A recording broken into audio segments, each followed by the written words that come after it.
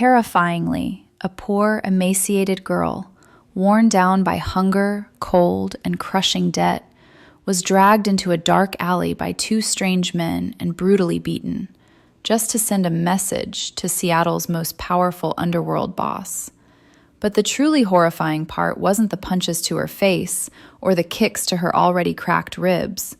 No, it was that the very next night, the most dangerous man in the city, the one to whom the entire criminal world bows, looked straight into her bruised, swollen eyes and whispered her name for the first time after 8 months of silently drinking black coffee at the café where she worked. "Sarah, who did this to you?" That single question opened a door to shocking secrets. A love that erupts like a violent storm, a bloodline hidden for decades, unforgivable crimes, and a family built from the ashes of revenge. Can a girl who was once invisible, in the shadows of poverty, become the only light for a man willing to burn the entire city to the ground to protect her? Or will that very love drag both of them into an abyss with no escape? Stay with me right now, because the story about to begin will keep you glued to every word. Before we dive into this chilling and mysterious story, please remember to subscribe to the channel Alex Truths and like this video. Every subscription, like, and share from you is a huge spiritual gift and an incredibly profound source of motivation for the channel's growth, so we can continue bringing wonderful videos every day to everyone. There would be no greater joy than receiving your love and support through the comments you leave right below this video. Comments sharing your emotions, or telling us which province or city you're living and working in while listening to this story. All right, let's continue together and immerse ourselves in this amazing, captivating story that's filled with deep emotions. I had been invisible for months. That was the reality of working the graveyard shift at Evergreen Brew, a 24-hour coffee shop in Seattle's International District. You learn to blend into the steam and shadows, serving without being seen. My hands wiped counters that shone under fluorescent lights I could never afford at home, poured drinks hotter than anything in my cramped studio, and arranged pastries that cost more than my daily meals.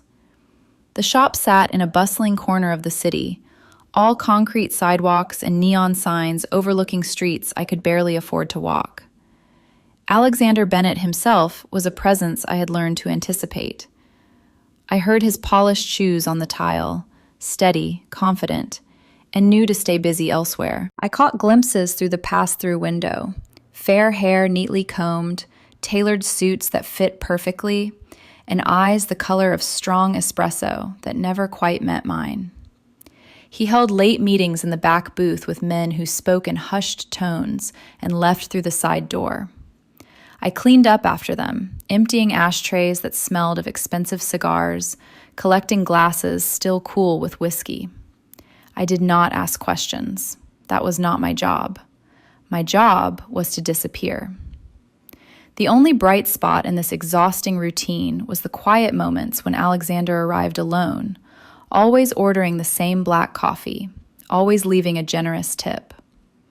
I worked every extra shift offered because I needed every dollar, because $52,000 in debt from my father's long illness and my abandoned nursing degree did not vanish on its own. The bills had kept coming long after his funeral, piling up with interest that felt unfair, relentless. I had accepted payment plans I would be settling well into my 30s, interest rates that burdened the struggling, and learned to survive on stale shop pastries and fading hope. So I brewed, I served, I cleaned, I accepted overtime without complaint. One October night in 2025, the shop clock struck 2 as I finished mopping the floor. My shoulders ached from scrubbing the espresso machine. My feet throbbed in worn sneakers. Rain began to streak the windows. Alexander had left hours earlier, his booth empty except for his usual $100 tip on a $6 coffee. I pulled on my thin jacket, the one with holes at the elbows from too many cold nights. My studio was 3 blocks away, near the bus stop, a walk I had done hundreds of times, usually alone when shifts ended late. The neighborhood was supposed to be safe. This was Alexander's territory, after all, and whispers among staff hinted at his protection over local businesses. Tonight, 2 figures emerged from an alley, blocking my path. My heart pounded. "Hey," one said, a man in his 30s, with a hooded jacket too light for the rain. His companion was taller, silent. I tried to step around. "Excuse me." He shifted, staying in front. Fear coiled in my empty stomach. I had not eaten properly in days, my frame thin from skipped meals and endless worry. They demanded my bag, my phone. Hands shaking from cold and terror, I handed them over. Then one noticed my uniform polo, the shop's logo visible under my open jacket. "You work at that place, Evergreen Brew, the one Bennett protects." Denial stuck in my throat. They did not believe me. "Deliver a message," the first snarled. The blows came fast, fists to my face, kicks to my ribs. Pain exploded, white hot. I curled on the wet pavement, dizziness overwhelming me, the world spinning into numbness. They left me there, robbed and broken, rain soaking my malnourished body. I do not remember the stumble home clearly. Just fragments, staggering into my studio, collapsing on the thin mattress, every breath agony. My reflection showed a swollen eye, split lip, bruises blooming like dark flowers on pale, exhausted skin. Poverty had stripped me bare long before this, nights shivering in threadbare blankets, hunger a constant companion, debt a suffocating weight. Now violence had added humiliation, leaving me powerless, terrified. Yet the next night, desperation drove me back. I needed the shifts, the tips. Makeup hid what it could. Long sleeves covered arms marked by grips. I moved slowly, pain shooting with each step. Alexander arrived at his usual time. His eyes, those deep, noticing eyes, fixed on me fully for the first time. Not through me, on me. "What happened?" His voice was low, direct. "I fell," I whispered, timid, polite, voice soft from fear and deference to this powerful man. He did not accept the lie. Something hardened in his expression. Inside him, I later learned, turmoil raged, gnawing guilt that someone under his protection had suffered, remorse for not seeing my quiet struggles sooner, a violent emotional storm brewing. But in that moment, as rain pounded outside and pain throbbed within me, his gaze held an intensity that stirred confusion, fear, and the faintest, impossible spark of curiosity in my disoriented heart. The next night came too soon. Sleep had refused me entirely, pain pulsing through my ribs with every shallow breath, the thin mattress in my studio offering no comfort against the October chill that seeped through cracked windows.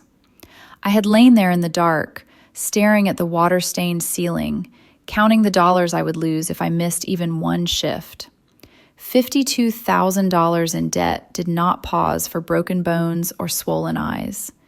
Interest kept growing, merciless, like mold on the walls around me. My body felt foreign, thin arms trembling as I pushed myself upright, legs unsteady from hunger and exhaustion. The mirror in the tiny bathroom showed a stranger. Left eye puffed nearly shut, purple blooming across the socket, lip split and crusted with dried blood. Bruises ringed my arms in perfect finger shapes, a humiliating map of how easily I had been overpowered. I was 28 years old, yet I looked older, worn thin by years of scraping by, of skipped meals, of nights when heat was a luxury I could not afford. Makeup became armor. I layered concealer thick as paste, though it did little against the swelling. Foundation in mismatched shades tried to restore what my skin had lost. The eye remained a lost cause. No product could hide that damage. I settled for making the rest of my face look passably human and pulled on the longest sleeves I owned, despite the stuffy indoor air.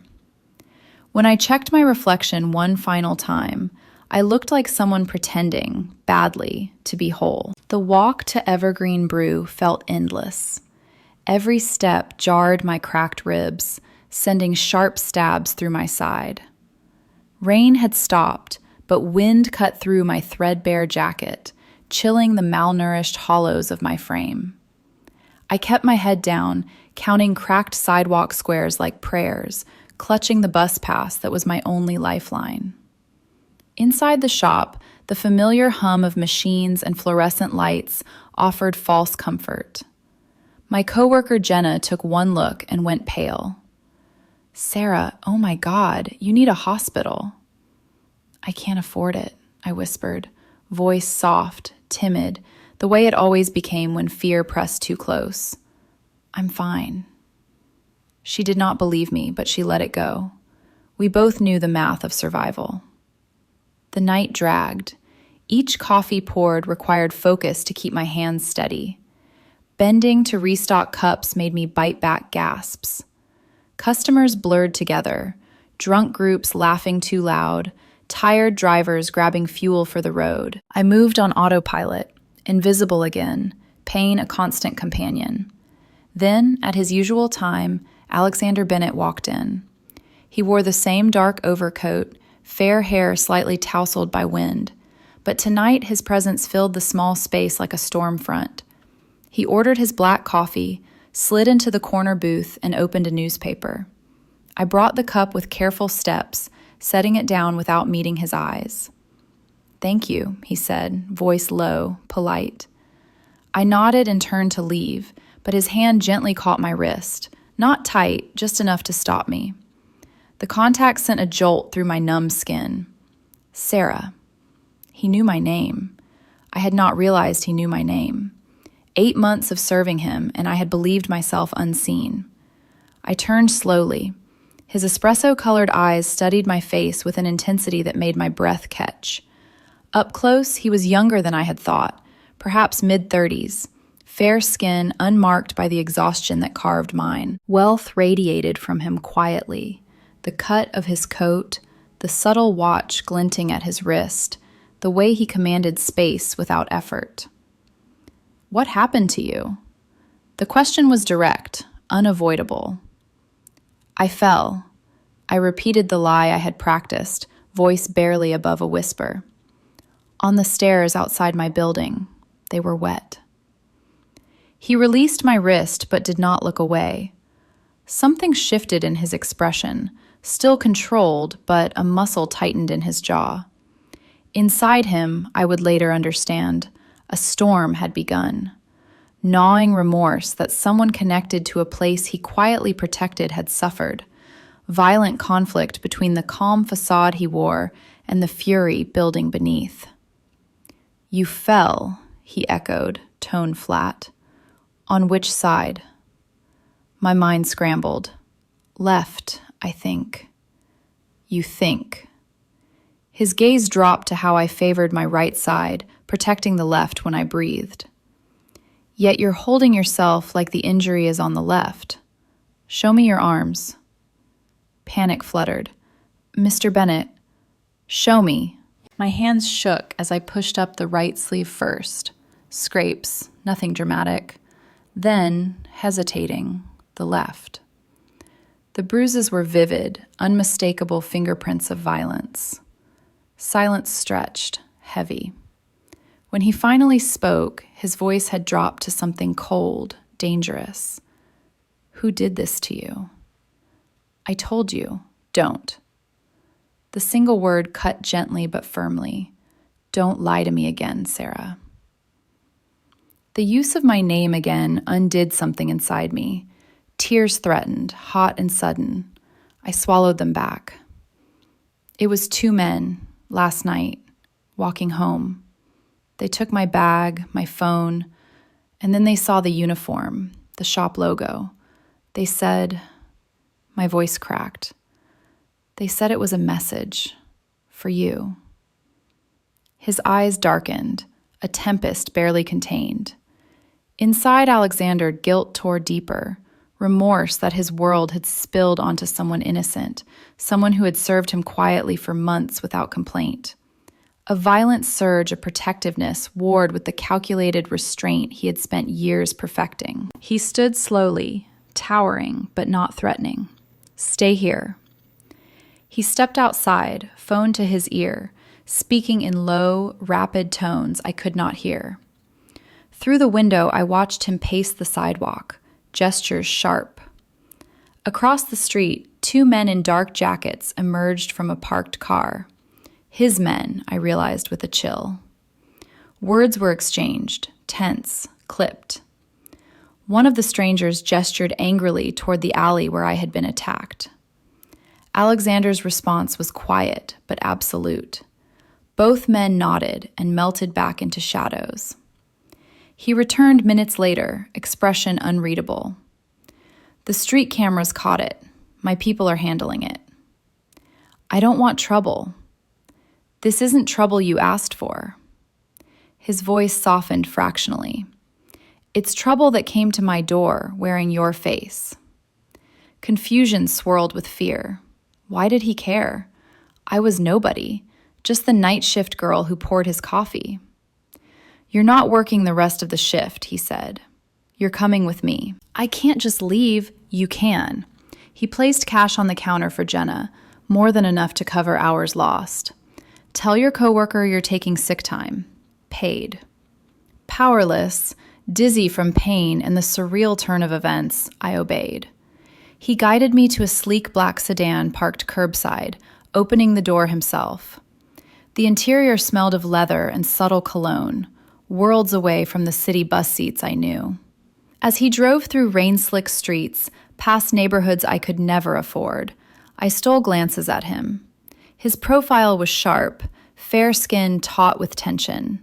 Hands gripped the wheel tightly, knuckles pale. Inside him, turmoil raged. Remorse for not having protected the café more visibly. Guilt that a woman who had shown him quiet kindness for months had paid the price for his enemy's boldness. And beneath it all, something new and overwhelming, a fierce, burning surge of feeling for this thin, bruised woman beside him. It terrified him as much as it consumed him. Where are we going? My voice came out small, timid.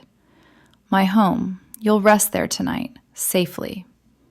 I should have protested, should have demanded the bus stop, but exhaustion, pain, and the strange, disorienting sense of being seen, of mattering to someone powerful, silenced me. The mansion appeared like a dream, gated, sprawling, lights glowing warm against the cold night. Inside, marble floors and high ceilings dwarfed me. A housekeeper appeared, startled but obedient when Alexander issued quiet instructions. He led me to a guest room larger than my entire studio, soft bedding, thick blankets, windows overlooking manicured grounds. The doctor will be here soon, he said. Rest. I sank onto the edge of the bed, dizziness returning. Poverty had taught me to expect nothing. Now, a powerful man had carried me into luxury because I had been hurt wearing his protection. The unfairness of it all, the cruelty of the attack, the sudden shift into safety, tore at my heart. He paused at the door, looking back.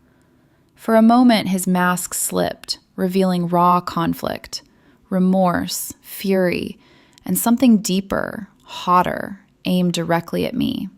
Sleep, Sarah, he said softly. No one will touch you again. The door closed.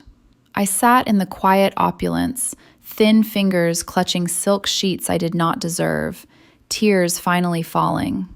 Confusion, fear, and the faintest, most dangerous spark of hope warred within me. Outside, in the shadowed city, Alexander stood on his terrace, staring into the night. Inside his chest, a violent storm raged, guilt that threatened to consume him, and a love, sudden and overwhelming, for the fragile woman now under his roof. He would destroy whatever dared threaten her again. and he would wrestle the terrifying intensity of what he already felt until it made sense. Because from the moment he had seen her bruises, something irrevocable had begun. Sleep never truly came. I drifted in fragments, pain pulling me awake every time I shifted on the impossibly soft guest bed. The room around me was too quiet, too warm, too vast.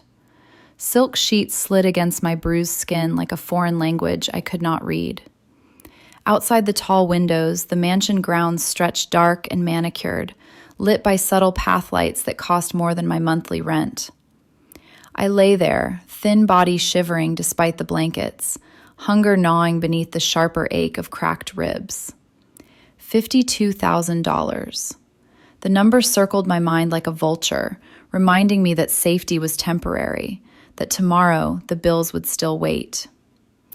Morning light filtered through heavy curtains, gray and October cold. A soft knock sounded, and a housekeeper entered with a tray, fresh fruit, warm oatmeal, coffee that smelled like heaven. My stomach twisted with humiliating want. I had not eaten properly in days. Stale pastries scavenged from the shop's day-old bin, instant noodles stretched over a week. The woman set the tray down with gentle efficiency. "Mr. Bennett says to eat slowly. The doctor will arrive at 9. I nodded, voice trapped in my throat. When she left, I stared at the food, tears pricking. It felt wrong to accept this kindness from a stranger whose world I did not belong in. Yet hunger won.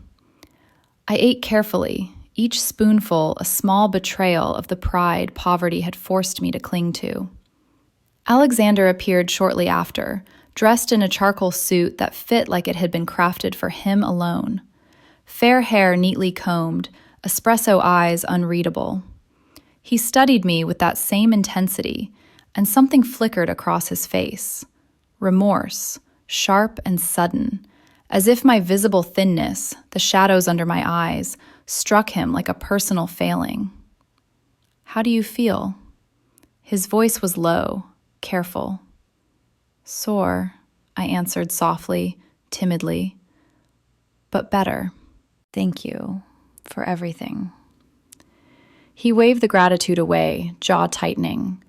Inside him, turmoil churned deeper, gnawing guilt that he had not noticed my quiet exhaustion sooner, that the protection he extended to businesses had failed the one person who had served him without complaint.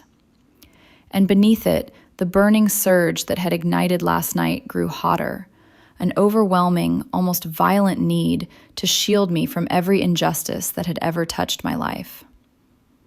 "You're staying here until you're healed," he said. It was not a request. "I can't." The words came out small, desperate. "I have shifts, rent, the debt. Will be handled." He stepped closer, close enough that I smelled subtle cologne and clean warmth. "You're not walking those streets alone again. Not until this is resolved." Confusion swirled with fear. Why me? I was nothing, just the invisible night shift girl. Yet his gaze held something fierce, possessive, that made my heart stutter in a way that terrified me more than pain. The doctor arrived, an older man with kind eyes and a discreet manner. He examined me in the guest room while Alexander waited outside. Cracked ribs confirmed, bruises cataloged, pain medication prescribed. 6 weeks minimum, he told me. No heavy lifting. Rest. Rest. The word felt absurd. I had not rested in years.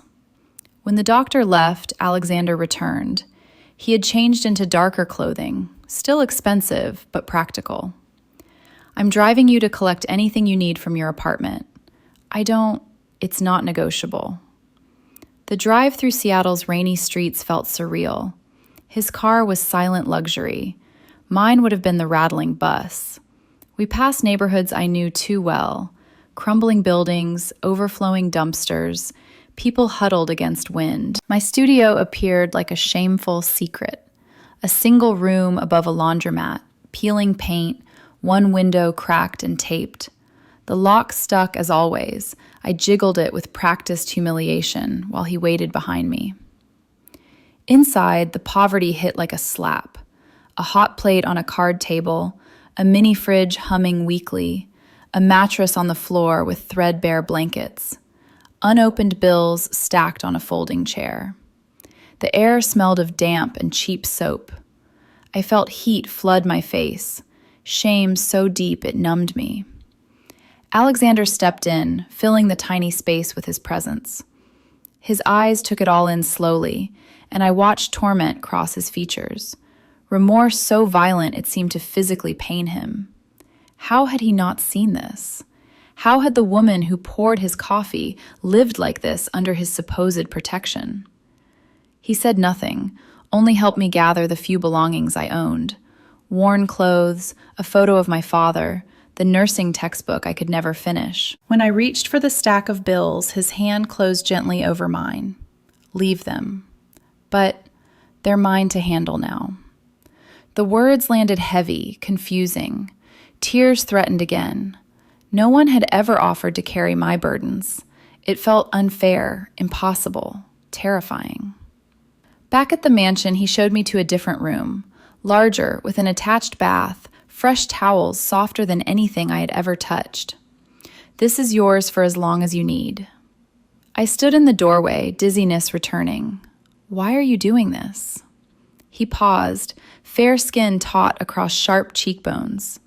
Inside him, the storm raged, guilt that clawed like knives, love, sudden, consuming, almost violent in its intensity, warred with the calculated control he had built his life upon.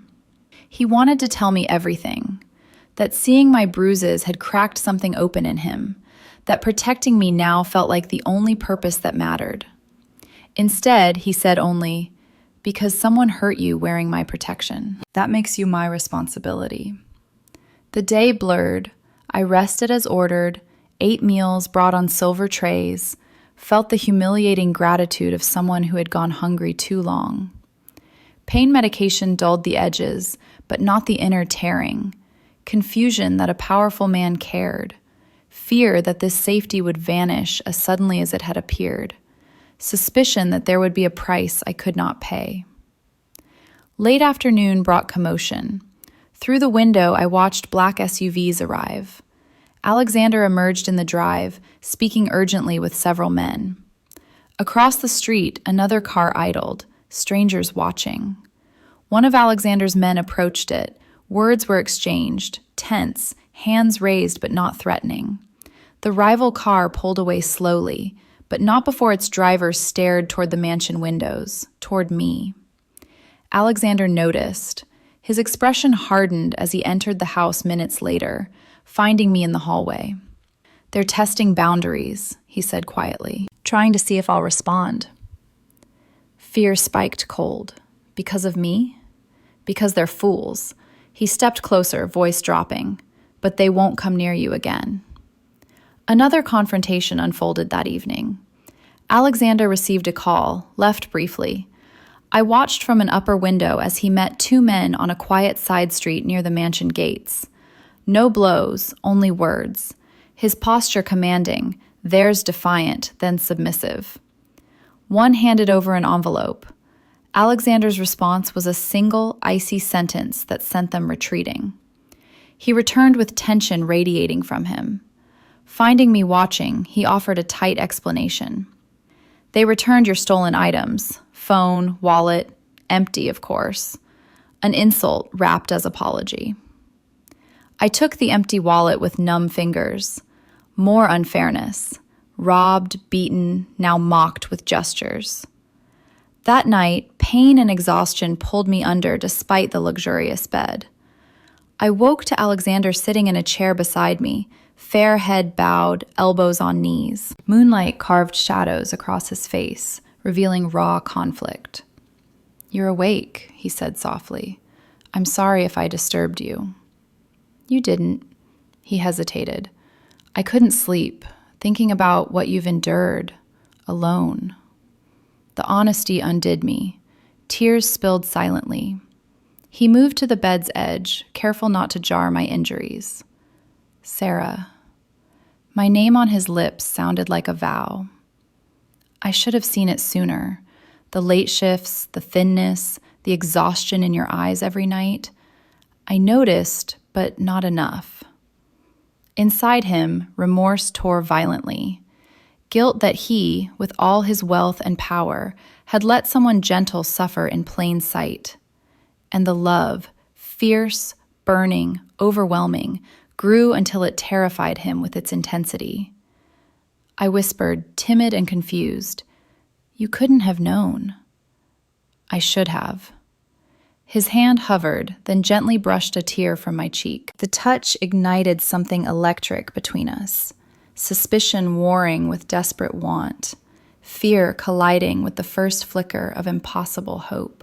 In the quiet, condensed stillness of that moonlit room, two worlds touched, crushing poverty and vast power, invisibility and fierce protection. My heart tore wider with every second of his nearness, disoriented by the possibility that someone this strong might truly see me. And in Alexander's chest, the storm raged on. Remorse, guilt, and a love so sudden and complete, it felt like destiny punishing him for every past indifference. He would raise the city before letting harm touch me again, and he would wrestle this terrifying emotion until it no longer threatened to consume him whole. Because from the moment he had carried me into his home, there had been no going back. The days that followed blurred into a strange, suspended reality. I moved through Alexander's mansion like a ghost, thin feet silent on polished marble, careful not to disturb the perfection around me. Meals appeared at regular intervals, warm soups, fresh bread, proteins my malnourished body craved but barely knew how to accept. The guest room became my sanctuary and my cage.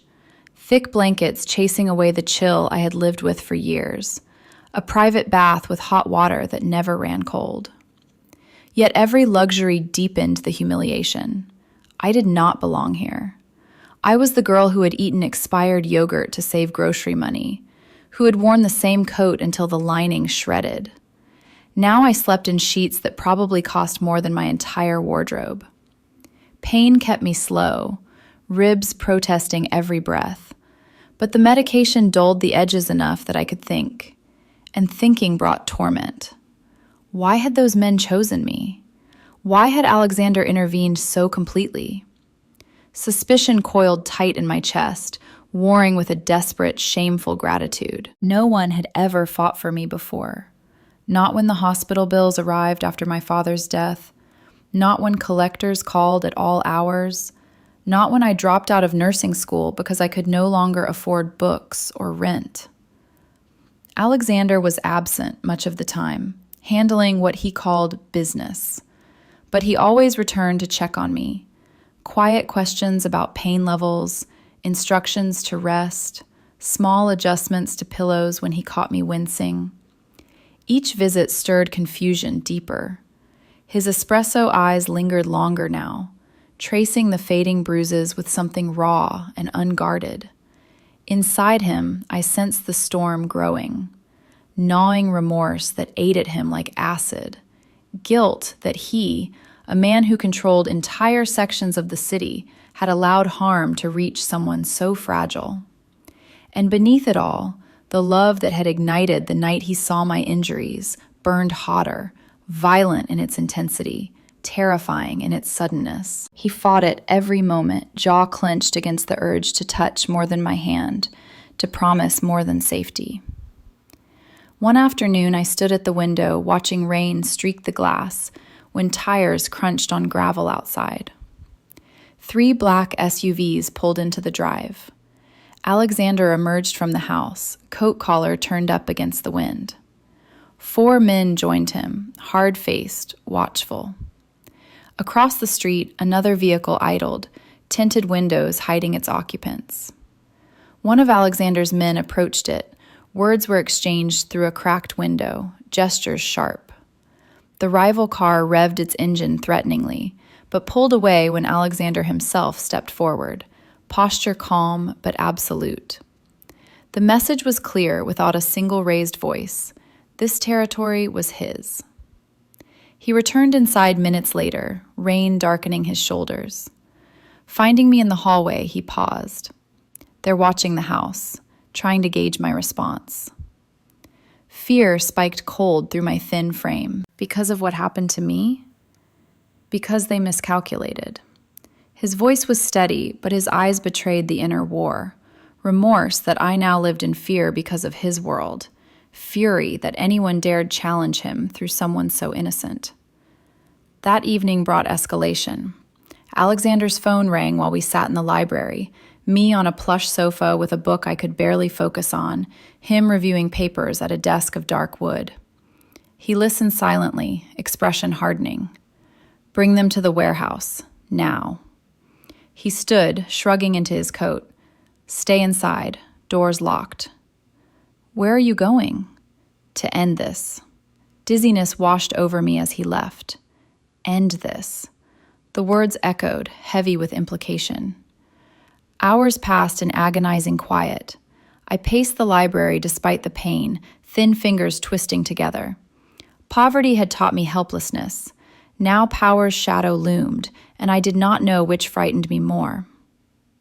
Headlights swept the drive near midnight. I watched from an upper window as Alexander returned alone, coat unbuttoned, fair hair disheveled. He disappeared into his study. Curiosity and anxiety pulled me downstairs, despite every instinct screaming to stay hidden. The study door stood ajar, golden light spilling into the hall. I approached slowly, heart hammering. Inside, Alexander stood at the window, back to me, hands braced on the sill. 2 photographs lay on the desk, grainy stills from security cameras, showing the faces of my attackers. He sensed me before I spoke. You should be resting. I couldn't. My voice came out soft, timid. What happened? He turned. Moonlight and lamplight carved shadows across his fair features, revealing exhaustion and something darker. They were brought to me. Horror flooded me. Are they won't hurt anyone again. The words were quiet, final. Silence stretched, thick and suffocating. Inside Alexander, torment peaked. Remorse that he had ordered such permanent measures. Guilt that violence now touched the woman he was trying to protect, and the overwhelming love that justified it all in his mind. He had looked into their eyes and seen no remorse, only defiance, and the mention of a child one claimed to have. It had not swayed him. Protecting me had become the only truth that mattered. I swayed, dizziness returning. He crossed the room in 2 strides, steadying me with careful hands on my elbows. Sit. I sank into a leather chair, numb. You did this for me? For you. His voice cracked fractionally. They put hands on you because of my name, in my territory. That cannot stand. Tears spilled hot down my cheeks. The unfairness of it all tore at me. That poverty had left me vulnerable, that violence had marked me, that now a powerful man had answered with darkness on my behalf. Confusion, fear, and something dangerously warm warred within my chest. He knelt before me, fair head level with mine. I know this world frightens you. It should, but you will never face it alone again. His proximity overwhelmed me, warmth, cologne, the controlled strength in hands that had just orchestrated retribution. Suspicion flickered, but it drowned beneath the surge of feeling his nearness stirred. For the first time in years, someone had fought for me, someone powerful enough to make the world bend. Inside him, the storm reached crescendo. Remorse clawed at his heart for dragging me deeper into shadows. Guilt that his love, sudden, consuming, almost violent, might destroy the very innocence he wanted to protect. Yet he could not stop it. From the moment he had seen my bruises, I had become the center of his universe. I should hate this, I whispered, voice trembling. I should be terrified of you. You should. His thumb brushed a tear from my cheek, touch feather light. But you're not. No. The admission escaped before I could cage it. His eyes darkened, breath catching. For a heartbeat, the air between us crackled, suspicion melting into raw want, fear yielding to impossible trust. He leaned closer, forehead nearly touching mine. Then his phone buzzed harshly on the desk. He pulled back, jaw clenching against the moment lost. I have to take this. He stepped away, answering in clipped tones. Another confrontation, this one on a downtown street. Rivals testing again, bolder now. He left immediately, coat swirling like a shadow.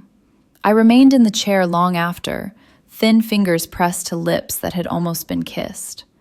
Tears fell silently. Poverty had stripped me of choices for years. Now power offered protection at a cost I could not yet name. The tearing inside grew unbearable, gratitude twisting with terror, loneliness giving way to a longing I had no right to feel. Outside, Alexander drove into the rain-slick night.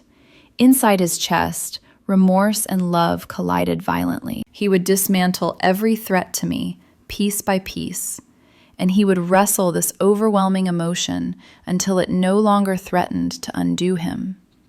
Because the retribution was only beginning.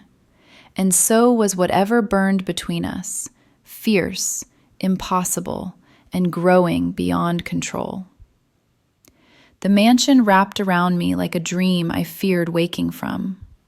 Days passed in hushed luxury, sunlight filtering through tall windows onto hardwood floors that gleamed without effort. Meals delivered on porcelain that felt too delicate for my thin, trembling hands. I ate because my body demanded it, because hunger had been a constant companion for so long that fullness felt suspicious, almost sinful. Yet every bite deepened the humiliation. I had gone weeks on canned soup thinned with water, on day-old bagels scavenged from the shop. Now, fresh salmon and roasted vegetables appeared as if by magic, prepared by a chef whose salary probably exceeded my yearly earnings. Pain lingered, ribs a dull throb beneath the compression wrap, but the worst ache was inside. Confusion tore at me relentlessly. Why had Alexander not sent me back to my studio once the immediate danger passed? Why did he appear at odd hours, checking bandages, adjusting thermostats, asking quiet questions about my comfort? His presence filled rooms with controlled power, fair skin flawless against dark suits, espresso eyes that lingered too long. Suspicion whispered that this kindness carried a price. Gratitude warred with terror that the bill would come when I had nothing to pay. Alexander wrestled demons I could only glimpse. He moved through the house like a man carrying invisible weight, jaw tight, conversations with his men clipped and urgent. I overheard fragments, rival factions pushing boundaries, testing his response to the message sent through me. One morning I watched from the terrace as he confronted 3 men in the drive. They arrived in an unmarked van, postures defiant. Words were exchanged, low, intense. One gestured angrily toward the house. Alexander's response was a single step forward, voice calm but absolute. The men backed down, retreating without satisfaction. He did not raise a hand, yet they left subdued. Later that day, another standoff unfolded downtown. He returned with tension radiating from him, coat damp from rain. Finding me in the library, he explained quietly. They blocked one of my shipments at the port, trying to provoke. Because of me? Fear made my voice small, timid. Because they're greedy. He sat across from me, elbows on knees. But it ends now. Inside him, remorse clawed deeper. Guilt that his world's shadows had swallowed someone who had only ever shown quiet kindness. The love, fierce, burning, overwhelming, grew until it threatened every calculated wall he had built. Protecting me had become obsession. Imagining harm touching me again ignited violence he barely contained. Evenings brought the hardest moments. He would find me in quiet corners, reading borrowed books, staring at gardens I had no claim to, and sit nearby. Conversation started careful. Questions about my father's illness, my abandoned nursing dreams. I answered softly, politely, voice timid when addressing someone whose power dwarfed mine. Yet his attention felt like sunlight on frozen ground, warming, disorienting. One night, pain flared sharply when I reached for a glass. I gasped, doubling over. Alexander was there instantly, steadying me to the sofa. "Let me see." He unwrapped the bandage with careful fingers, examining the bruising. Moonlight caught an old scar on his hand, jagged, pale against fair skin. Memory struck like lightning. 5 years ago. Outside the café, late shift ended. A bleeding stranger slumped against the wall, knife wound deep. I had been a nursing student then, still clinging to hope. I pressed clean towels to the gash, called for help, stayed until paramedics arrived. He had murmured thanks through pain, eyes dark even then. "That was you," I whispered, dizziness returning. "The man I helped." He froze, espresso eyes meeting mine. "You remember. You never came back, not that night." I couldn't, his voice roughened, but I never forgot. The girl who saved a stranger without question. I started coming to the cafe because of you, quietly, watching over it, over you. Shock numbed me. Years of invisibility, of scraping by alone, and he had noticed, protected from afar. Tears spilled hot. "Why didn't you say anything?" "Because I'm not safe." Remorse cracked his composure. My world destroys gentle things, yet I couldn't stay away. The confession hung between us, heavy. Inside him, turmoil peaked. Guilt that his distant protection had failed when I needed it most. Love surging so violently it terrified him. He had ordered men gone forever to keep me safe. Now the woman who had once saved his life sat bruised because of him. I reached out, thin fingers brushing his scar. "You were bleeding so much. I was scared you wouldn't make it." "You gave me time." His hand covered mine, warm, careful, more than time. The touch ignited something electric. Suspicion melted beneath overwhelming warmth. For the first time, poverty's humiliation receded, not gone, but overshadowed by being truly seen. He pulled back suddenly, standing. "You need rest." But he did not leave immediately. At the door he paused, fair profile tormented. "Sarah, I noticed things. How you always refilled my water without asking. How you hummed softly while wiping tables. Small kindnesses no one else saw." Heat flooded my face. "You noticed?" "Everyone." His voice dropped. "They kept me coming back." He left me in the quiet library, heart tearing wider. Confusion, fear, and impossible hope collided. Poverty had taught me to expect nothing. Now a powerful man confessed years of quiet attention. The unfairness stung, that I had suffered alone while he watched from safety. Yet gratitude bloomed dangerously, twining with something warmer, deeper. Outside, Alexander stood on the darkened terrace, rain misting his coat. Inside his chest, remorse and love warred violently. Guilt that he had not acted sooner, that his enemies had reached her because of his name. The revelation that she had saved him first undid him completely. Love burned consuming, passionate from the first moment he had seen her bruises, now intensified beyond bearing.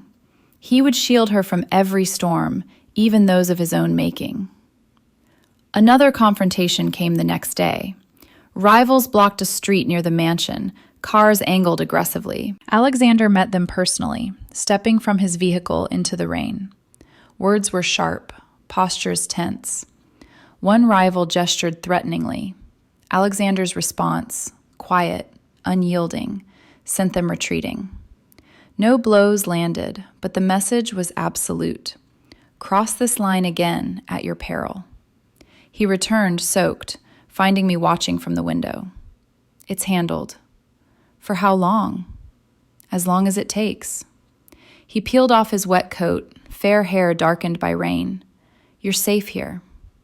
Safe. The word echoed strangely. In my studio, I had shivered through cold nights, bills piling like accusations. Here, warmth enveloped me, protection absolute.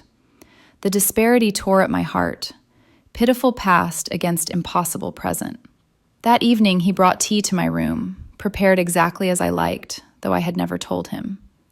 We sat in quiet, condensed stillness, rain tapping windows. His presence filled the space, wealth and power radiating quietly. I should go back soon, I said softly, to my apartment. My life. No. The refusal was gentle but firm. Not until every threat is gone. Fear and curiosity mingled, and after? He met my eyes, inner conflict raw. After, we figure out what this is. The words hung, charged. Love, his sudden, overwhelming surge, mirrored in my confusion, my desperate want to believe I mattered. In the hush, two hearts tore in tandem.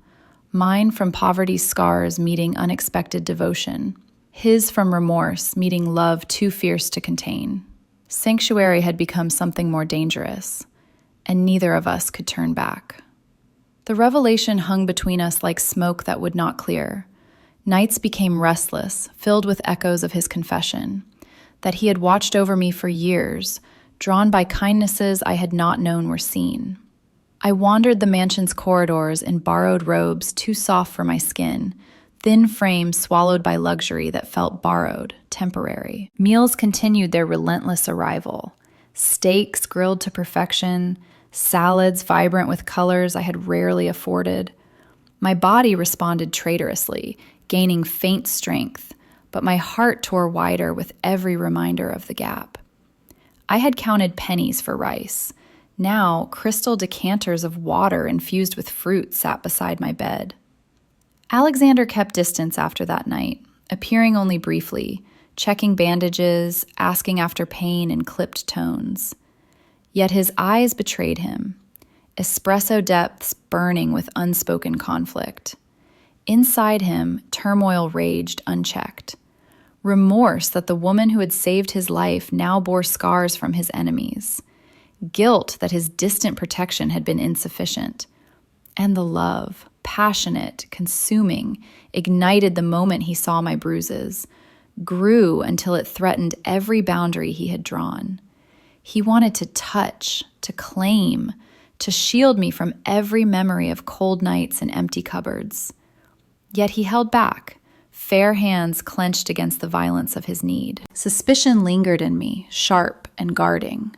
Why confess now? What did he want from someone so broken by poverty? Yet curiosity bloomed alongside fear, dangerous, warming. His presence stirred something dormant, the wish to be wanted, not for labor or survival, but for myself. One afternoon, rain lashed the windows as another confrontation unfolded. From the library, I watched Alexander meet rivals on a side street beyond the gates. 2 cars blocked his path, men emerging with defiant postures. Words flew, sharp, challenging.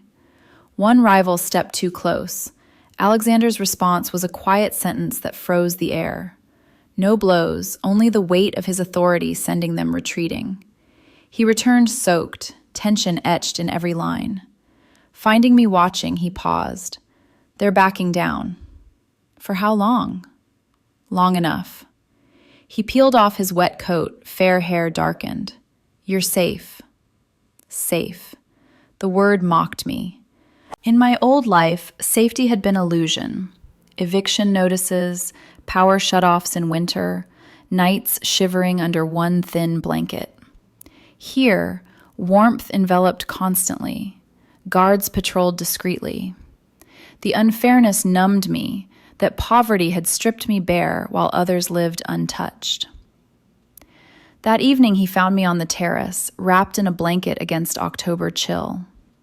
Rain had stopped. City lights glittered below like scattered jewels. "You shouldn't be out here," he said softly. I needed air. My voice came timid, polite.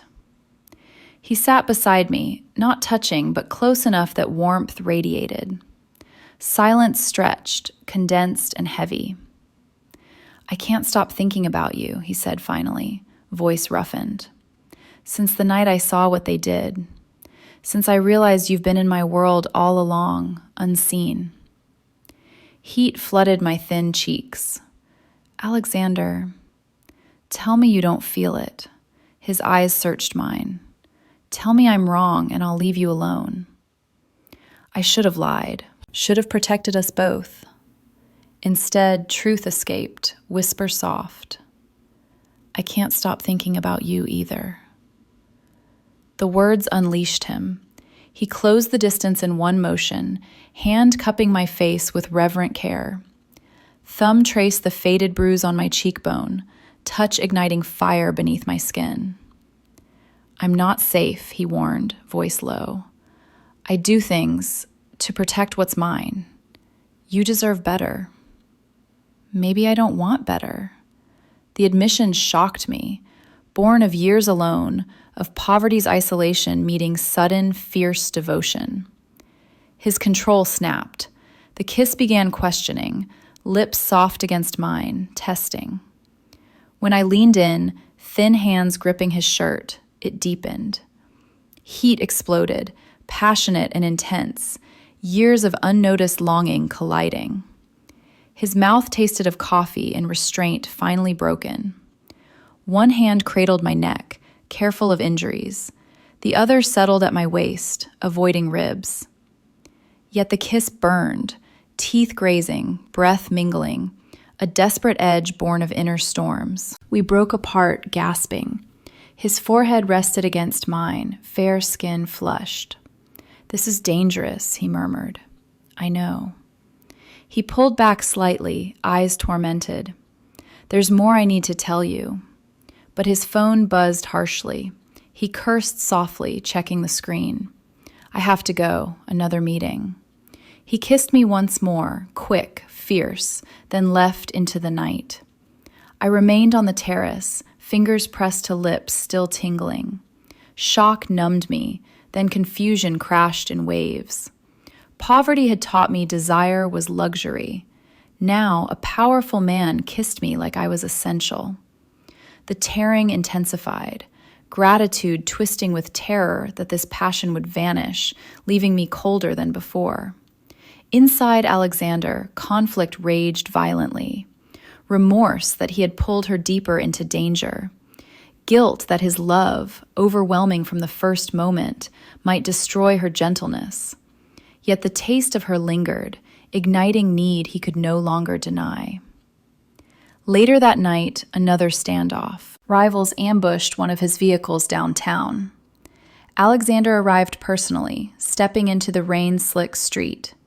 Words were tense, postures aggressive. One rival shouted threats. Alexander's calm response, backed by men emerging from shadows, ended the confrontation without escalation. They dispersed, message received. He returned near dawn, finding me awake in the library. "It's handled." I stood, blanket slipping from thin shoulders. "You don't have to keep fighting for me." "I do." He crossed the space, stopping close. "Because you're mine now, whether you choose it or not." The possessiveness should have frightened. Instead, it warmed places poverty had frozen. He reached out, tucking hair behind my ear. "That night 5 years ago, you saved more than my life. You reminded me kindness exists in this city." Tears pricked. "I was just doing what anyone—" "No." His voice roughened. "Not anyone. You." Silence fell, charged. He leaned in again, but paused. "There's something else. Something that makes this complicated." "What?" He hesitated, inner torment raw. "Your face. It reminds me of someone I lost. The words landed strangely.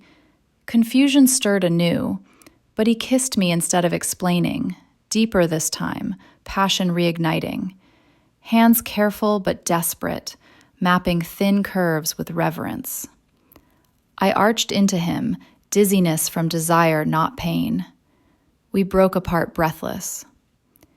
This can't be casual, he warned. I know. He rested his forehead against mine. Then we figure it out, together. In the quiet aftermath, hearts tore in unison.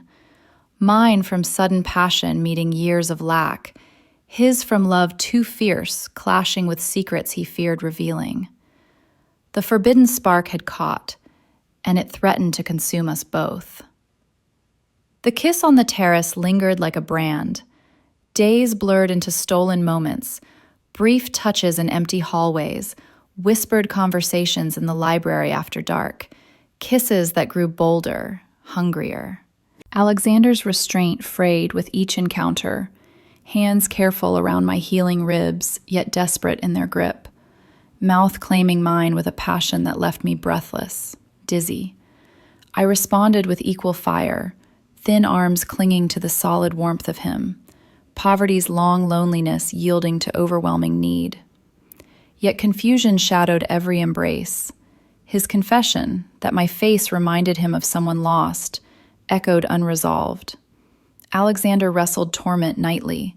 The love that had ignited the moment he saw my bruises now consumed him entirely, passionate, violent in its intensity, terrifying in its completeness.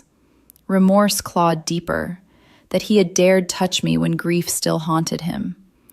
Guilt that his world's dangers circled closer because of his feelings. He watched me with espresso eyes darkened by conflict, fair features taut with the battle to confess what he feared would shatter us. One rainy afternoon, another confrontation escalated tension. Rivals blocked a delivery truck near the port. Alexander arrived with quiet authority, stepping into the downpour. Words were sharp, postures aggressive. One rival shouted insults. Alexander's response, low, unyielding, backed by men flanking him silently, forced retreat. No blows landed, but the message burned clear. He returned soaked, finding me waiting anxiously. "They're growing bolder," he said, voice rough. "Because of me? Because they sense weakness." He cupped my face, thumbs brushing thin cheekbones. But they're wrong. His touch ignited the familiar fire. We kissed desperately against the study door, passion raw, consuming. Yet he pulled back suddenly, torment raw. I can't keep doing this halfway. Confusion numbed me. What do you mean? He led me to his private office, a room I had rarely entered. On the desk sat framed photographs. One caught my breath, a woman smiling at the camera, dark hair framing features eerily familiar. My features. "Who is she?" "My late wife, Elena." His voice cracked. "She died 6 years ago. Car accident." Horror flooded me. The resemblance was uncanny. Eyes, smile, bone structure. I don't understand. He opened a drawer, withdrawing a folder. Inside, documents, photographs, a birth certificate. After the accident, I hired investigators to understand everything about her life. They found inconsistencies. Elena had a half-sister, born in America from an affair her father had during a business trip. My world tilted. Dizziness overwhelmed. I gripped the desk to stay upright. No. He handed me the certificate. My mother's name stared back, listed as the American woman. Dates aligned. Elena and I shared a father I had never known existed. We're half-siblings? The words choked out, soft, horrified. No. His denial was fierce. Different mothers, no blood tie. But Sarah, you look like her. The resemblance is why I noticed you that night 5 years ago, why I kept coming back. A shock numbed me deeper. Tears spilled hot. The unfairness tore violently. Poverty had hidden my own history from me, left me scraping alone while a half-sister lived in wealth I could never imagine. Now the man who loved me had loved her first. I remind you of a ghost. You're not her. He stepped closer, voice breaking. You're you, the woman who saved a stranger, who worked through exhaustion without complaint, who faced brutality and still stood defiant. Remorse ravaged him. But seeing you, it felt like fate punishing me, or rewarding me. I don't know anymore. I backed away, thin frame trembling. This is wrong. Sarah. No. Tears choked me. You kissed me thinking of her. I kissed you thinking of you. Desperation roughened his tone. The resemblance drew me in, yes, but everything since, the kindness, the strength, the way you look at me, it's you. Only you. Confusion crashed with grief I did not understand. I fled to the guest room, locking the door. Collapsing on silk sheets, sobs tore free. Poverty had stolen family I never knew. Now blood ties twisted love into something forbidden, shameful. Alexander stood outside hours later, fair head bowed against the door.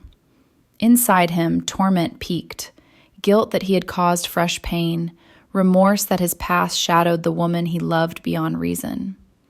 The passion, burning, overwhelming, warred with fear of losing her. I opened the door near dawn, eyes swollen. He looked wrecked, suit rumpled, fair skin pale. I can't stay if I'm just her echo. You're not. He dropped to his knees before me, powerful man humbled. I loved Elena, but what I feel for you, it's different, fiercer.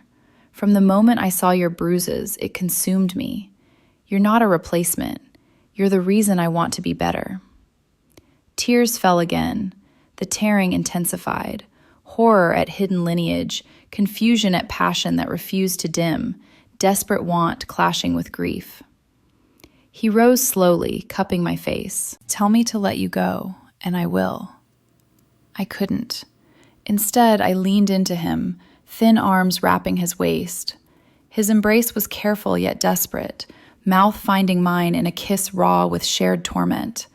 Passion reignited, teeth, breath, hands clutching as if anchoring against storm. Grief fueled it, his for lost love, mine for stolen history. Yet beneath burned something pure, his overwhelming love for me, my confused surrender to being cherished. We stumbled to the bed, clothes shed with urgent reverence. He mapped fading bruises with lips and fingers, whispering apologies, vows. I arched into him, dizziness from desire, not pain, thin body yielding to strength that protected rather than harmed. Afterward, tangled in sheets, quiet descended. His fair head rested on my chest, listening to my heartbeat. I should have told you sooner, he murmured. Yes, my voice soft, guarded. Are you leaving? No. The admission tore free. I don't know what this is, but I can't walk away. A relief shuddered through him. Inside, conflict eased fractionally. Remorse lingered, but love, passionate, complete, prevailed. Outside, rivals plotted fresh challenges, but in that hushed room, blood ties had twisted into something new. Forbidden origin yielding to chosen devotion. The spark had become blaze, and neither of us could extinguish it. The truth of blood ties did not separate us. It bound us tighter, twisting grief and desire into something raw, undeniable. Days after the revelation became a fever of closeness, stolen hours in shadowed rooms, kisses that began gentle and turned desperate, hands mapping skin with urgent reverence. Alexander's touch was always careful, fingers avoiding healing ribs, yet passion burned violent beneath restraint. I met him with equal hunger, thin body arching into solid strength, poverty's long isolation dissolving in heat I had never known. Yet torment shadowed every embrace. Confusion tore at me relentlessly. That the man who loved me had loved my half-sister first. That resemblance had drawn him, yet my own self kept him. Suspicion whispered this was illusion, that I was echo, not origin. Gratitude warred with horror. Unfair, that hidden lineage had robbed me of family, now twisted love into something taboo-tinged. Alexander's inner storm raged fiercer.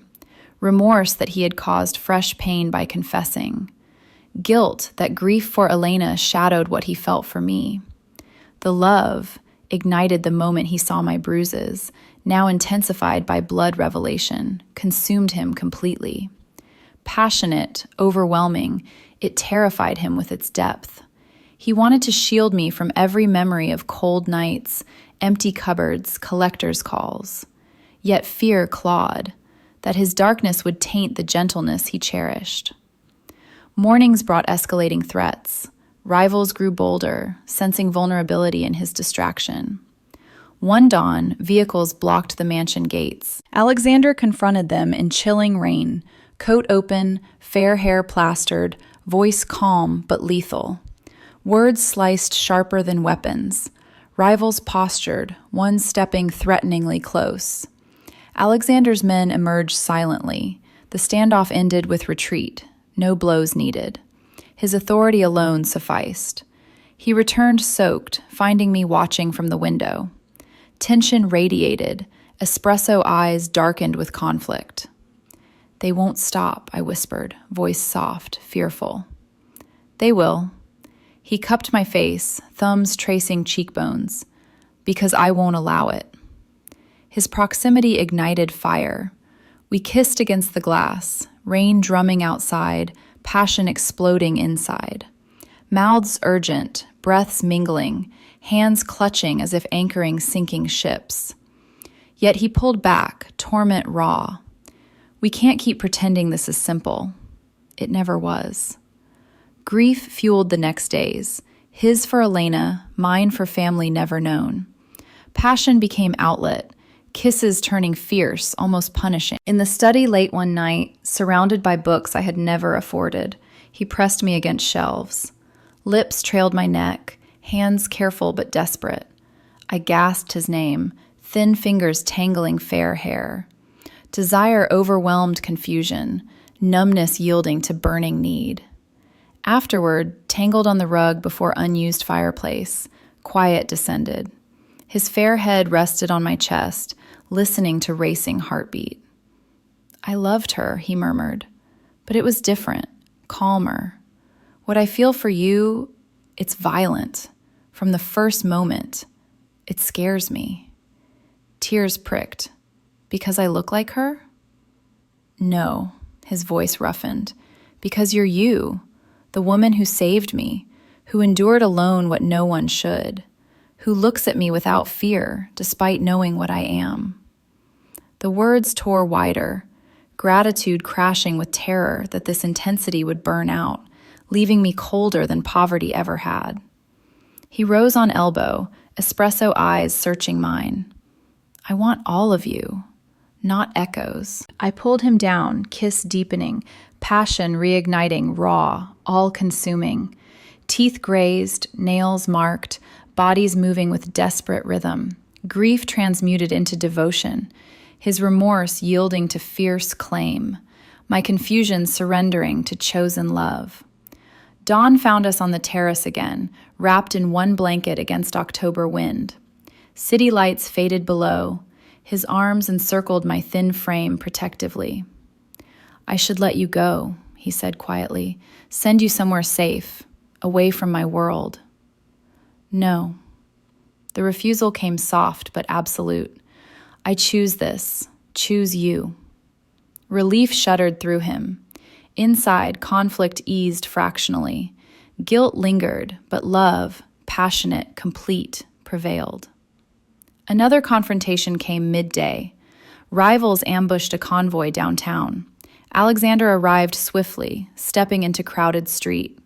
Traffic halted, words flew across vehicles. One rival shouted threats. Alexander's response, backed by sudden appearance of his men, ended standoff. Retreat came swift, message reinforced. He returned with tension etched deep, finding me in the garden despite chill. It's escalating. Fear spiked. Let me leave, draw them away. Never. He pulled me close, voice breaking. You're the only light I have. Passion exploded anew, kiss desperate against garden wall, hands clutching as if world ended tomorrow. Rain began. We ignored it, lost in heat born of fear and devotion. That night, in his bedroom vast with luxury I still felt unworthy of, passion reached crescendo. Clothes shed urgently, bodies joining with reverence and fire. He whispered vows against my skin, promises of protection, of forever. I answered with gasps, thin limbs wrapping strong frame, surrendering completely to love that had grown despite every obstacle.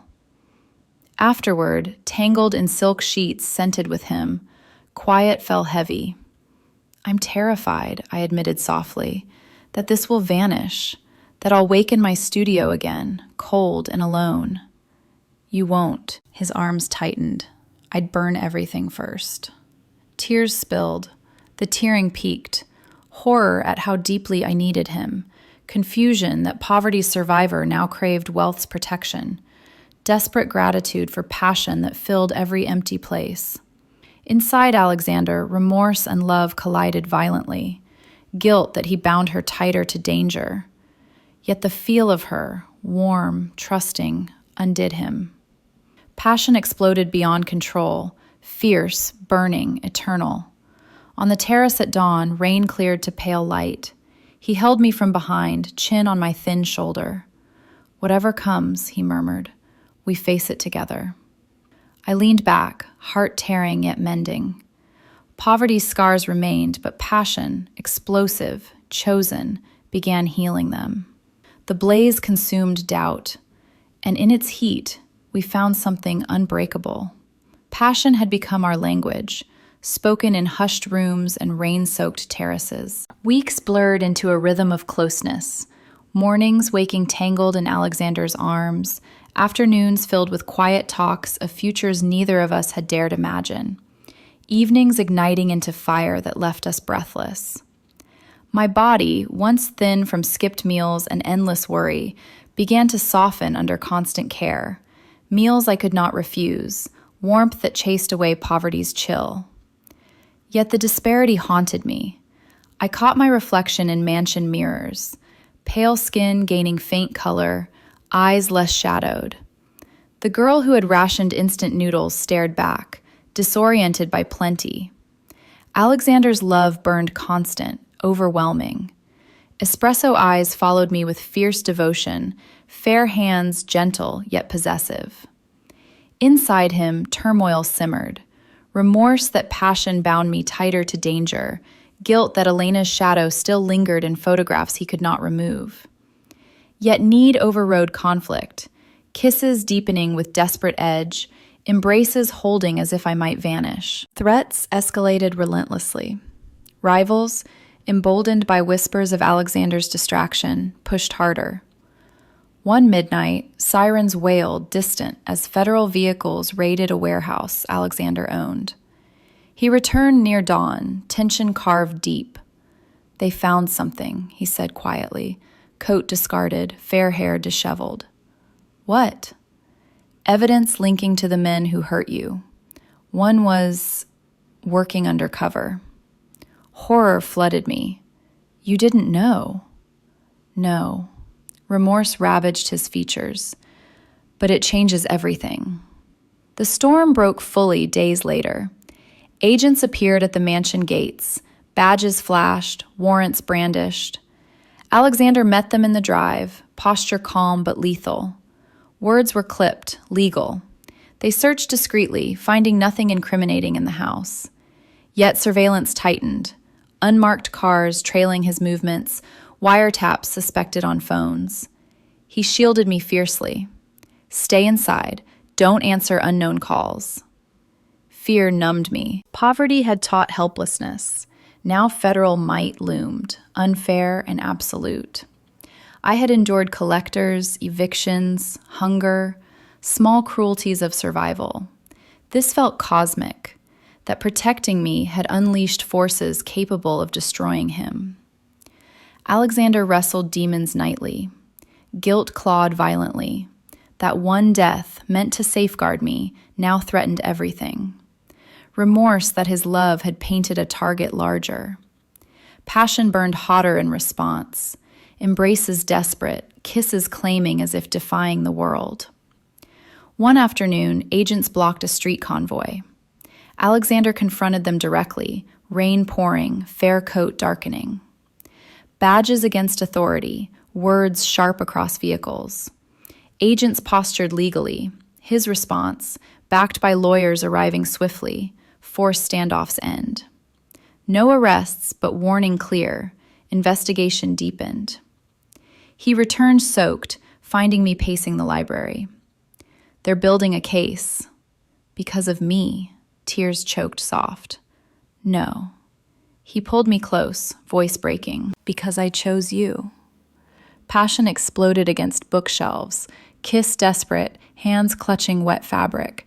Grief and fear fueled it, his remorse yielding to fierce claim, my terror surrendering to devotion.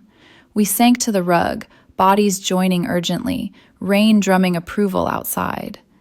Afterward, tangled and breathless, quiet fell heavy. I can leave, I whispered. Draw them away. Never. His arms tightened. You're my reason now. Tears spilled, the tearing peaked, horror that my presence endangered him, confusion that poverty's survivor now held a powerful man's heart, desperate gratitude for love that refused to release me.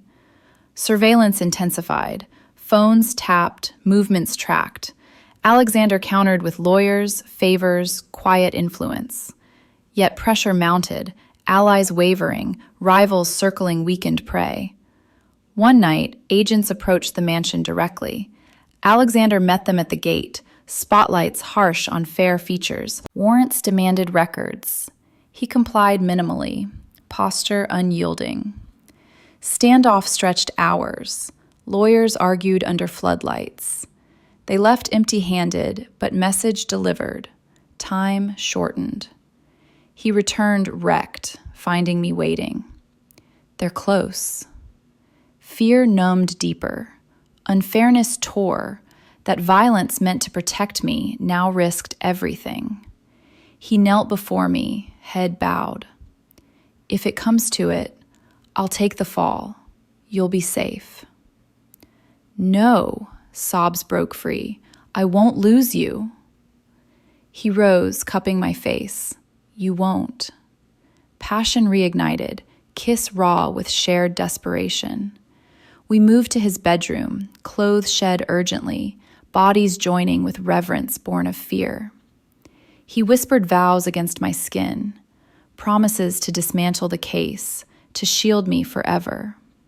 I answered with gasps, thin limbs wrapping strong frame, surrendering to love that defied gathering storm. Dawn brought brief respite. In bed, tangled in silk, he traced fading scars. I never told you, he murmured. The debt. It's gone. Confusion stirred. What? Paid. All of it. Shock numbed me. $52,000. Weight carried years. Interest crushing hope. Vanished by his word. Tears spilled hot. You can't. I did. His voice roughened. You'll never worry again. The gesture tore wider. Gratitude crashing with terror of obligation, poverty's humiliation yielding to overwhelming care. I had scraped alone. Now one man erased burdens with casual power. I don't know how to accept this. You don't have to. He kissed tears away. Just stay. Outside, federal net tightened, but in hushed room, passion, explosive, defiant, held storm at bay. Alexander's inner conflict raged, remorse that one choice endangered empire, guilt that love cost so dearly. Yet holding me, warm, trusting, anchored him. Love burned eternal, fierce protection against gathering dark. The federal storm circled closer, but our bond, forged in revelation, fueled by passion, grew unbreakable. We would face it together, or fall together. The federal net tightened like a noose. Surveillance became constant. Unmarked cars trailing Alexander's movements, agents appearing at business meetings with pointed questions. Pressure mounted daily, lawyers working endless hours, allies distancing themselves. Yet Alexander shielded me fiercely, fair features taut with controlled fury, espresso eyes burning with unyielding devotion.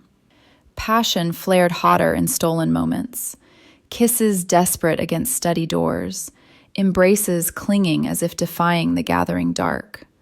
My body, once thin from hunger and cold, now carried faint curves from constant care. Yet poverty's scars lingered in my mind, whispering this safety was illusion. Remorse ravaged Alexander nightly. Guilt that one death, meant to protect me, had unleashed federal wrath. Torment that his love endangered everything he had built. Yet holding me anchored him, passion exploding in quiet hours, bodies joining with reverence born of fear. One rain-lashed afternoon, his investigator arrived with a folder. Alexander read silently, fair skin paling. "What is it?" He hesitated, inner conflict raw. The man, the undercover agent, he had a daughter, 6 years old, mother gone. She's entering foster care. Horror numbed me. The child, innocent, abandoned because of choices made for my safety. Alexander's voice broke. I didn't know. Guilt tore violently, remorse that retribution had orphaned a little girl. The weight crushed him, powerful man humbled by collateral pain. I can't let her suffer for this. He arranged discreetly, resources channeled, connections used. Days later, a social worker brought a small girl to the mansion gates, dark hair tangled, eyes wide with fear. Hannah. I met her in the garden, kneeling to her level. "Hi, sweetheart." She clutched a worn stuffed bear, silent. Alexander watched from the terrace, fair frame rigid with torment. Inside, storm peaked. Guilt that his order had created this child's loss. Love for me urging redemption. Hannah's arrival cracked something open. I, whose nursing dreams died caring for my father alone, felt instinct surge. She bonded slowly, first with quiet stories, then small hands in mine. Meals became shared, her tiny portions beside my once familiar hunger. Poverty's echo in her thin cheeks tore at me. Unfair that children paid for adults' wars. Alexander observed from distance, remorse deepening. One evening he joined us, kneeling awkwardly. "Would you like to stay here, Hannah?" She nodded shyly. He looked to me, eyes pleading. "If you want this." Tears spilled. Yes. We fought quietly for custody, lawyers, resources, my genuine bond against systems bureaucracy. Unfair obstacles arose, questions about Alexander's world, delays that prolonged Hannah's fear. Yet we prevailed, her room prepared with toys and warmth she had never known. Hannah's presence softened edges. Nights she slept between us sometimes, small hand in mine. Alexander's passion shifted, kisses tender now, embraces protective of 3. Yet federal pressure escalated. Agents raided another site, closer. Alexander confronted them downtown, rain pouring, badges against authority. Standoff stretched, lawyers argued. Retreat came, but warning sharper. He returned wrecked, finding Hannah asleep, me watching over her. "I can end this," he said quietly. "Turn myself in, protect you both." "No." Terror choked soft. "We face it together." Passion reignited gently. kiss reverent, bodies joining with quiet desperation. He whispered vows to dismantle the case, to build family unbreakable. Redemption bloomed in small moments, Hannah's first laugh echoing halls, Alexander reading bedtime stories with awkward care. Guilt eased fractionally, retribution's cost transmuted into salvation. One dawn, on snow-dusted terrace, December wind biting, he held us both. "I never expected this," he murmured, fair head bowed.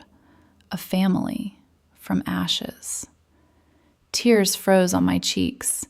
Poverty had stripped everything. Now love rebuilt it. Inside him, remorse lingered, but love, passionate, redemptive, prevailed. Protecting us became purpose. The child had healed wounds neither of us knew how to name. And in her small hands, our torn hearts began mending. The federal storm raged into December, winds howling through Seattle's streets like accusations that would not cease. Agents circled relentlessly, raids at dawn on properties Alexander had built over years, wiretaps capturing fragments of conversations twisted into evidence, allies peeling away one by one under pressure. Hannah's small hand in mine became anchor amid chaos. Her quiet giggles during story time, her tentative hugs that chased shadows from my heart. Yet poverty's echo lingered in her wide eyes, in the way she hoarded uneaten portions, for later. Mirroring nights I had gone to bed with wind rattling my studio window, stomach hollow from choosing rent over food. Alexander moved like a man forged in fire. Fair skin drawn tight across sharp features, espresso eyes darkened by sleepless nights. He wielded wealth as a weapon, lawyers swarming courtrooms, quiet payoffs to informants, favors called in from shadows.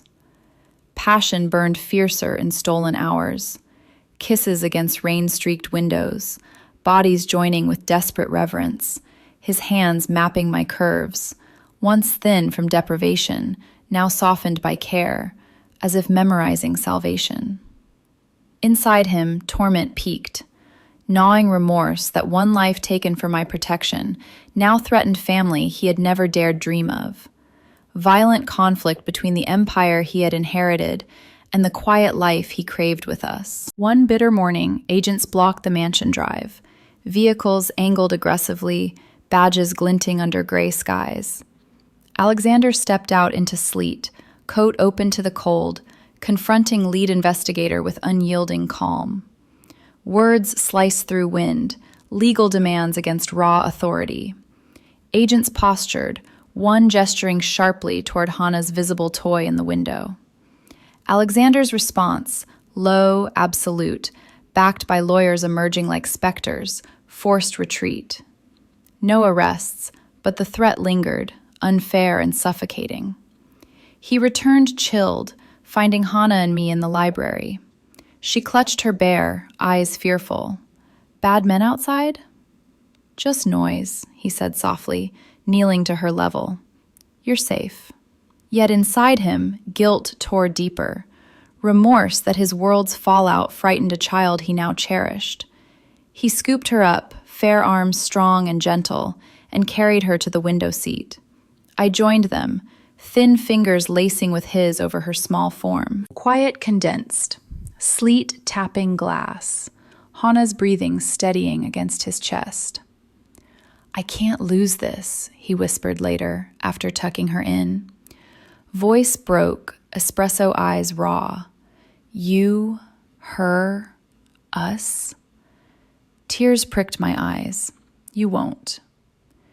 Passion exploded in the hushed hallway, kiss urgent, bodies pressing close. His mouth claimed mine with burning need, hands careful yet possessive, lifting me against the wall.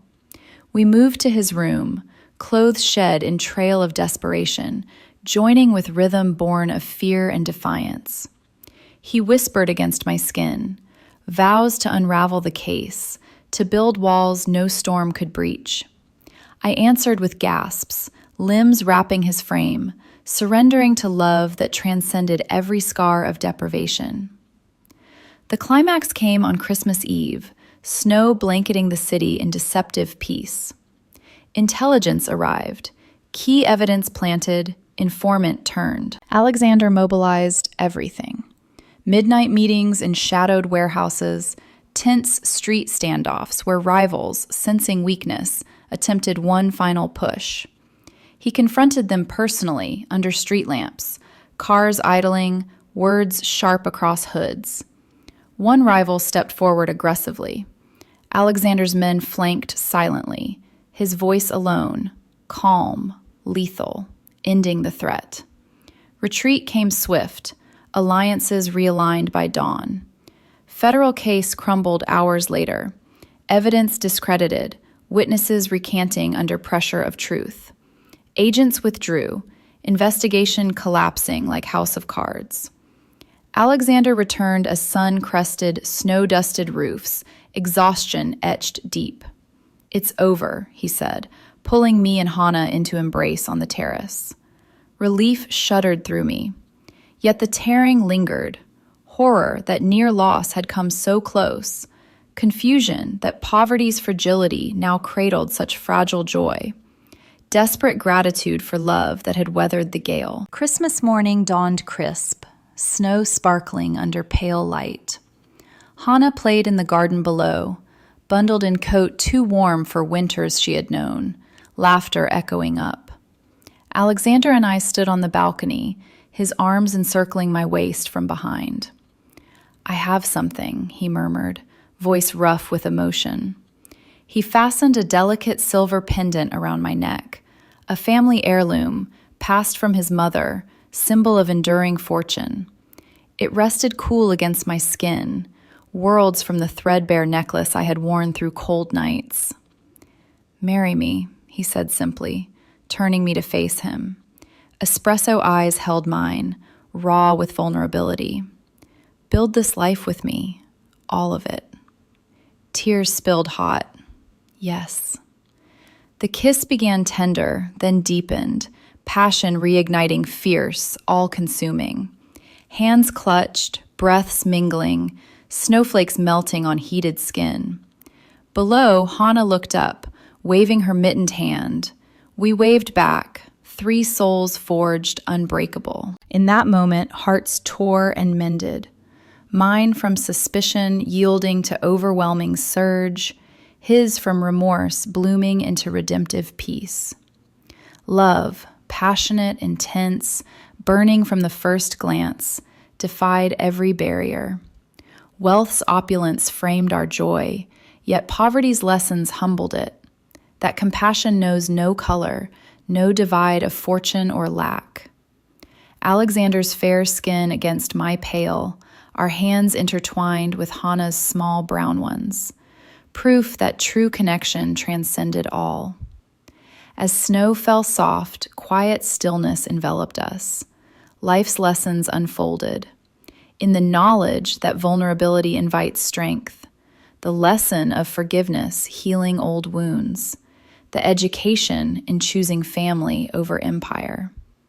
Again, the knowledge that redemption follows remorse, the lesson of passion enduring trials, the education in building bridges across divides.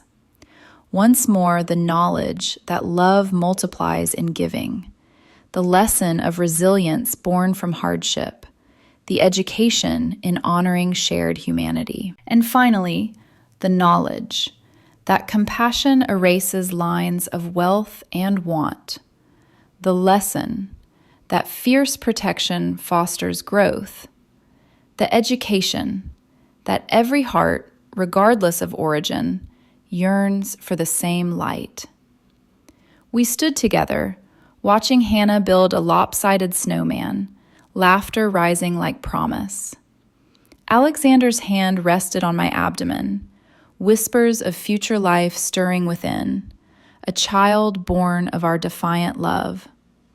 No longer destitute, I felt rich beyond measure, protected, cherished, whole. To everyone watching this story unfold, I wish you good health, a joyful life, and daily peace. If this tale of love rising from ashes touched your heart, showing how wealth and poverty cannot separate true compassion, love that blooms regardless of skin color or circumstance, please subscribe to the channel, like, and share Alex Truths to enjoy many engaging videos every day. How does this story make you feel? How does it connect to your own life's quiet battles and triumphs? Share your comments below. I truly want to listen to the emotions from deep within your hearts, for in sharing, we all grow richer. Goodbye for now, and I promise to see you again in the next video. Disclaimer: all stories on this channel are fictional and created solely for entertainment purposes. Any resemblance to real people, events, or places is purely coincidental.